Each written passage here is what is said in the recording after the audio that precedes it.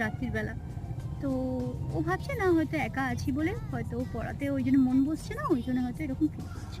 এরকম অনেকটা সময় পার হয়েছে। তারপরে ওর হঠাৎ করে মনে হয়েছে যে ওই সিঁড়ির ওপর কেউ দাঁড়িয়ে আছে। মানে দরজার সামনে যে সিঁড়িটা, ও একটা অববয়ে বুঝতে পারছে। ১ম এ ভেবেছে যে হয়তো বাবা এসছে বা কেউ হয়তো এসছে। তো ডেকেছে, কে কে এলে? কেউ পাপি? কোনো সাড়া পায়নি।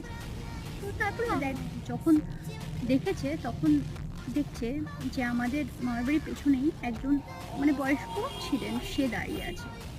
তো দাদার একটু মানে অবাক লেগেছে যে এই রাত্রিবেলা উনি আমাদের বাড়িতে এসছেন, ঠিক আছে এসছেন কিন্তু উনার তো খুব শরীর খারাপ, তাহলে উনি কি করে এলেন? কোনো সাড়া শব্দ নেই।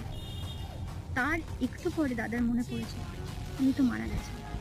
তারপরে যখন ওটা মনে পড়েছে তখন ও কিন্তু আর মানে ওর সেন্সটা একদমই হারিয়ে